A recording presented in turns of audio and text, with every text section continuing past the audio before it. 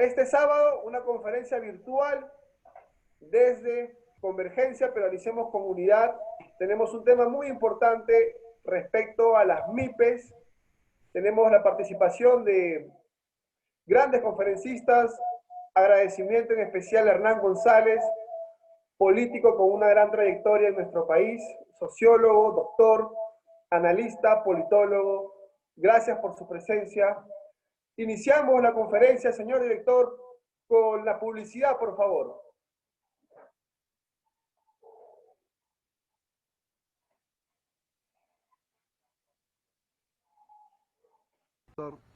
Empresarial en nuestro país ha desarrollado día a día y forjado el emprendimiento económico.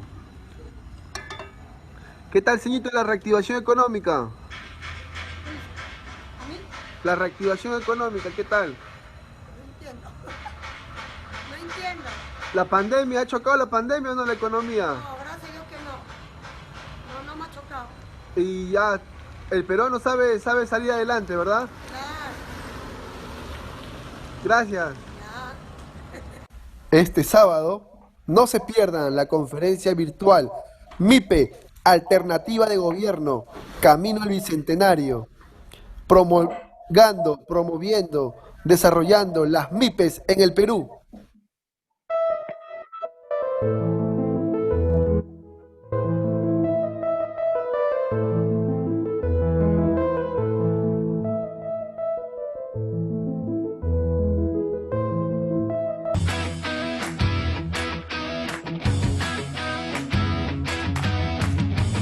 En un momento todo se bloqueó, la cadena de pagos, los trabajos que estábamos haciendo quedaron a medias. Fue muy fuerte ya que veníamos en una...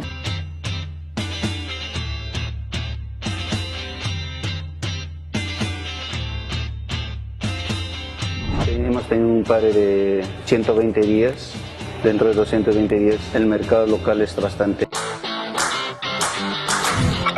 ¿Quieres reactivar tu negocio? Te presentamos la nueva plataforma Reactivación en Marcha de Produce e ITP, donde podrás acceder a los servicios gratuitos de la red CITE desde la opción Vales de Servicios Tecnológicos.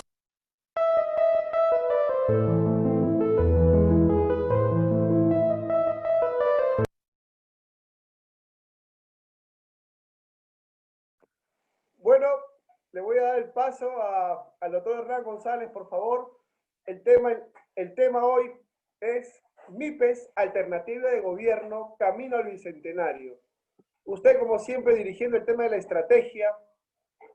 Las MIPES representan un valor importante en el país. ¿Cuál es su estrategia? ¿Cuál es su desarrollo?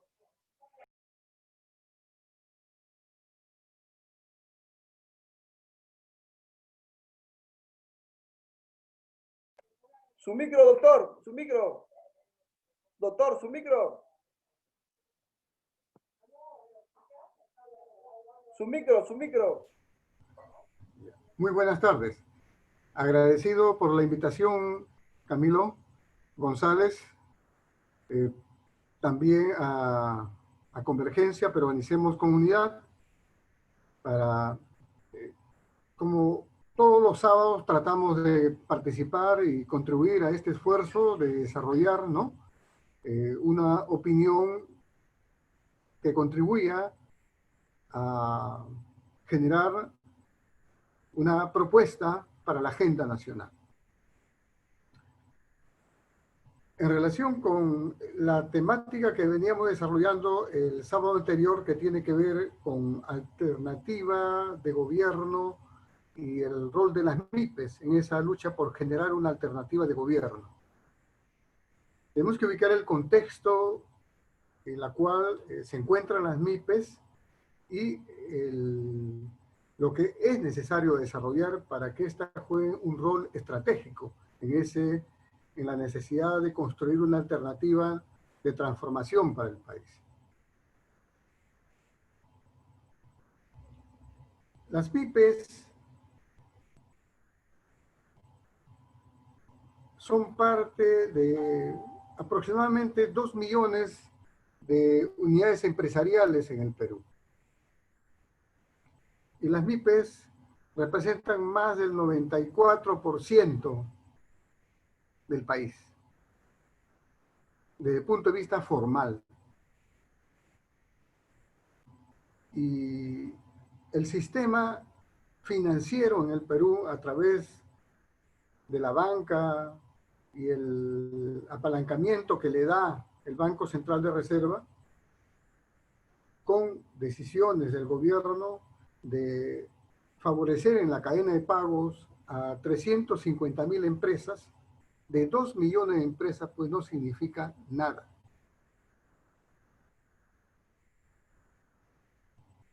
Entonces, y si hablamos nosotros ya no de 2 millones de empresas, sino nos referimos a un promedio de aproximadamente 4 millones a 4 millones y medio de unidades empresariales que comprenden un enorme número de micros empresarios en el país, no representa nada. Y todos están involucrados en una cadena de pagos, todos, de una u otra forma, porque tienen que comprar insumos, tienen que pagar un alquiler, si no es propiedad, tienen que pagar un transporte, tienen que de una u otra manera tratar de desarrollar sus actividades de una u otra forma. Están inmersos en una cadena de pagos, porque estamos en una economía que no se sustenta en el trueque, sino en el intercambio permanente de insumos, de equipos, de tecnología, de trabajo, en fin. Entonces, mirar la reactivación económica solamente sobre un espectro tan limitado es realmente no mirar el conjunto de la cadena de pagos. Y nos estamos refiriendo ahí al sistema financiero. Entonces, el sistema financiero ha demostrado el sistema financiero que tenemos ha demostrado que realmente no es capaz de poder resolver situaciones de crisis y tampoco de desarrollo de un país. Ha demostrado eso. Ha demostrado que no es posible que pueda, por lo tanto, ¿no?, atender las exigencias y las necesidades, ¿no?, no solamente de articular una respuesta frente a una situación de pandemia, ¿no?, una situación de casi de recesión, y que en determinados momentos hemos dicho un shock. Entonces, en el mundo está demostrado que solo es posible si es que el Estado juega un rol fundamental en impulsar líneas de inversión, líneas de encadenamiento. No es posible si es que el Estado no juega ese rol, porque el único que ejerce el interés universal es el Estado, para, según Hobbes, con un objetivo, el bien común. En este caso, a estos grandes sectores que tienen que ver con la vida diaria del país. ¿Y cómo debe intervenir el Estado? De acuerdo al marco constitucional que tenemos, mientras que el Estado siga siendo un Estado subsidiario, en la cual el Estado no puede intervenir en la banca privada, o sea, y el Estado tampoco puede, si no intervenir, porque no, sino el Estado desarrollar su propia, o sea, desarrollar una banca nacional. Si ellos funcionan, que funcionen, respetando, bueno, que están dentro del mercado, pero dentro de las exigencias de lo que requiere el país, necesitamos una banca nacional. Una banca nacional a la cual el Estado, con sus propios recursos, puede llevar adelante. Entonces, para toda transformación, para todo cambio, es importante la necesidad de la banca nacional, de una banca que invierta. Veía un trabajo que hizo este señor Carlos Chávez acerca de la Constitución y los orígenes de la informalidad. Hace referencia a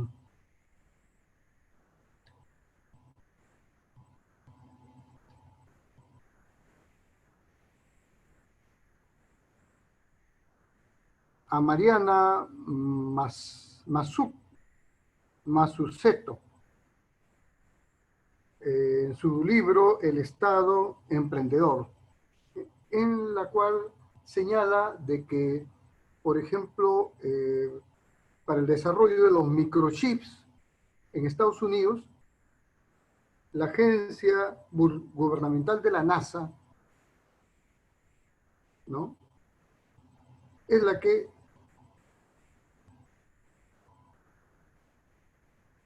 va a ser va a desarrollar la tecnología, la base en base a la inversión del Estado, y que luego Apple va a tomar esa tecnología. O sea, esa tecnología que corresponde a la tercera frontera tecnológica no se desarrolla, sino tiene la inversión del Estado. O sea, el Estado es el que juega, ¿no?, un motor, o sea, es el motor fundamental para impulsar este desarrollo.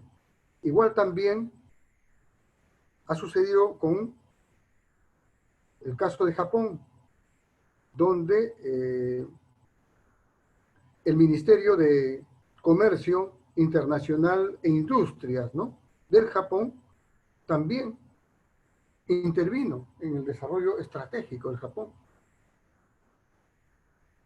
con la construcción de los casi 12 hornos, grandes hornos, muy similares a los que tenía Estados Unidos, para poder producir, ¿no?, la fuente de recursos para generar todos los productos que ellos necesitaban, ¿no?, para una industria de amplia escala. Utilizaron primero la construcción de trenes para integrar el Japón, y así, ¿no? Luego desarrollaron ellos la compra de patentes y de tecnologías, ¿no?, para poder adaptarlas a su propio desarrollo. Antes Japón, por ejemplo, traía productos, como inicialmente se vendieron aquí en China, muchos productos que eran no de alta calidad. Japón produjo carros que no eran de alta calidad, pero los producía para su mercado interno, pero que utilizaron patentes que estaban ya no sujetas a derechos de autor. ¿Cómo? No estaban sujetas a derechos de autor. Claro, no estaban sujetos, ¿no?, a las tasas, ¿no?, la propiedad intelectual, la patente, ¿no?, a las patentes que ellas requerían, ¿no? Entonces, esa libertad, o sea, esa libertad que ellos tenían para utilizar patentes que ya estaban de una u otra manera libres de patentes, ¿no?, libres de esas tasas que tenían que pagarse por patentes para ellos producir, ¿no?, reproducir inicialmente, porque ellos se dedicaron a reproducir tecnologías que ya para otros países eran consideradas, ¿no?, de alta competitividad, pero que fue la base para ellos, ¿no?, comenzar a desarrollar su propia tecnología. Pero lógicamente no solamente se requería eso, se requería la generación de una industria de base, fuentes básicas para asegurar que pueda desarrollarse esas tecnologías. En el caso, por ejemplo, de Chile tenía un mar que no producía salmón. Era un mar simplemente un mar que tenía las características del mar que tiene Noruega, pero no tenía las características para producir, ¿no?, salmón. Pero trajeron los especialistas, habían estudiado las características propias, ¿no?, del mar que ellos tenían. Era posible desarrollar, ¿no?, en base ya a la incorporación de tecnologías, de especialistas, de una inversión del Estado, de la inversión privada del Estado, para que ellos puedan desarrollar esas tecnologías. Entonces, si tenemos que hablar del Estado, de un Estado emprendedor, tenemos que hablar de ese Estado que tiene la capacidad de poder, ¿no?, desarrollar e invertir. Y no es solamente reproducir lo que sucedió en la década del 60 con lo que se llamó sustitución de importaciones, porque nosotros hemos tenido un proceso de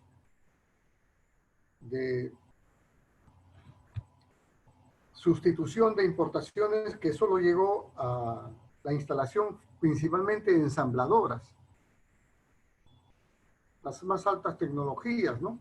Teníamos una industria básicamente manufacturera, pero no grandemente desarrollada. Se desarrolló después de la Segunda Guerra Mundial con la Alianza para el Progreso. Se presentaba que eso era posiblemente una alternativa de desarrollo, pero no lo era porque no generaba la capacidad de producir e incorporar valor agregado. Y por lo tanto no generaba las condiciones para un desarrollo propio, para el desarrollo de cada vez mayor de capacidades humanas y de capacidades tecnológicas, de capacidades científicas. Entonces, no basta sustituir, como se planteó en aquel momento, un intento posterior ya en el gobierno de Velasco, ¿no?, que sí hizo un gran esfuerzo en tratar de desarrollar, ¿no?, la industria, el caso Modaza, ¿no?, para desarrollar motores, o lo que fue, por ejemplo, Bayobar, para producir fertilizantes. En fin, los intentos, el Senati, todos los intentos para tratar de desarrollar una mano, o sea, una fuerza calificada, capacitada, y que puede desarrollar una industria de base y una industria manufacturera que tenga las condiciones para poder desarrollar, ¿no?, bienes de capital, bienes de transformación intermedia, bienes de industria química, ¿no?, fundamentalmente. Entonces, es importante, por lo tanto, ver la importancia del Estado y el rol del capital. Otro aspecto importante que también tenemos que ver es la relación entre el Estado y el comercio. Esa relación entre el Estado y el comercio tiene que ver con la política de protección que hace el Estado. Y el instrumento para desarrollar eso es la política arancelaria. Y si la política arancelaria no es favorable para poder desarrollar nuestras propias tecnologías, nuestro propio crecimiento interno, realmente no vamos a poder generar nuestro propio mercado interno y no vamos a poder desarrollar, ¿no?, las capacidades manufactureras, las capacidades, ¿no?, de transformación, porque todo va a ser reemplazado por la importación de productos muchas veces que tienen bajo precio, pero que son de baja calidad, pero que lo más grave de todo eso es la destrucción de nuestras propias capacidades internas. Entonces, tenemos que evaluar en todo el proceso de la historia que hemos tenido, cómo realmente también en lo que significa la política comercial, ¿no?, la política arancelaria, hemos desprotegido. Y eso se ha visto en la pandemia.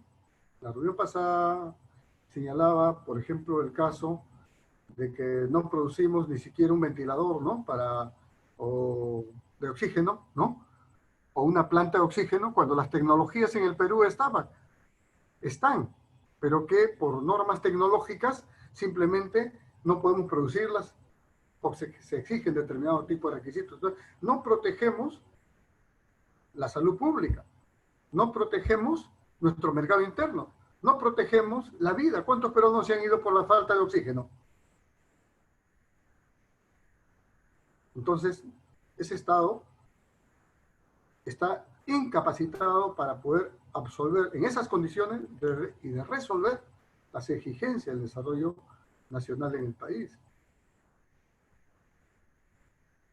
Tenemos, por ejemplo, fuentes de energía.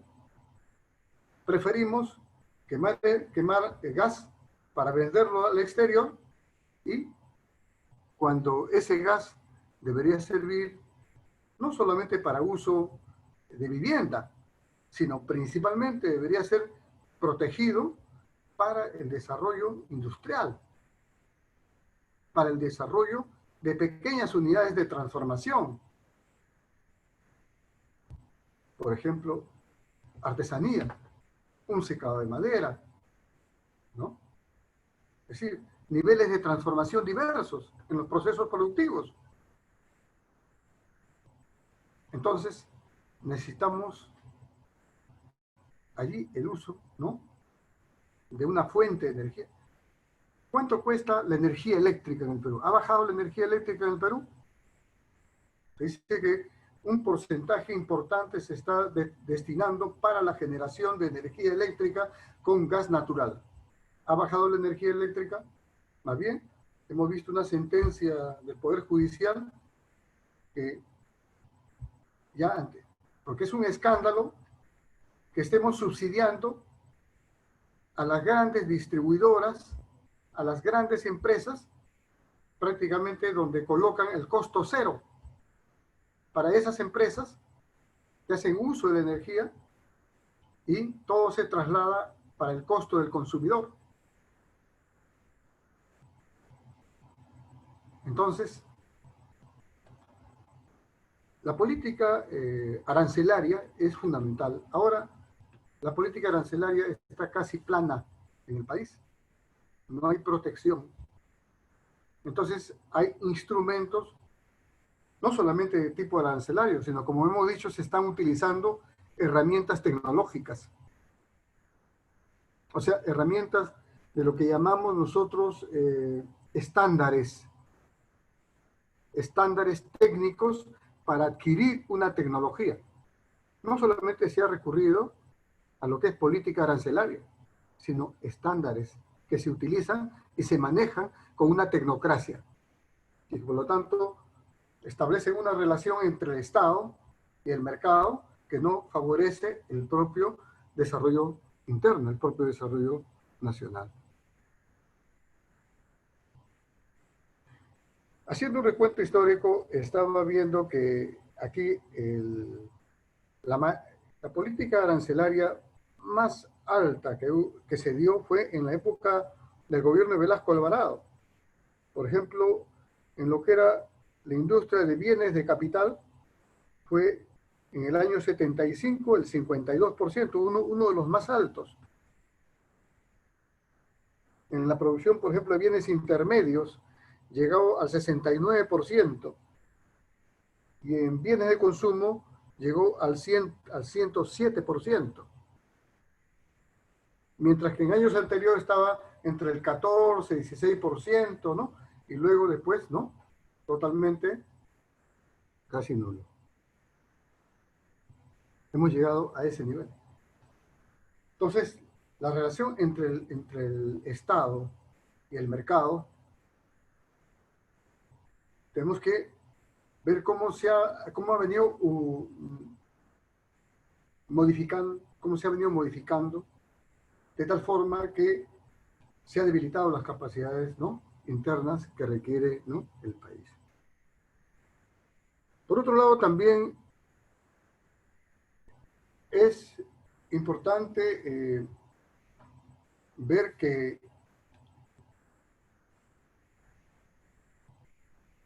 el propio desarrollo interno en el país requiere salvaguardar los recursos que nosotros tenemos.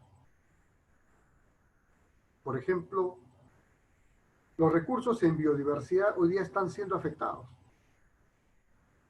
por el cambio climático, están siendo afectados por un mal uso de los recursos del agua, por la contaminación.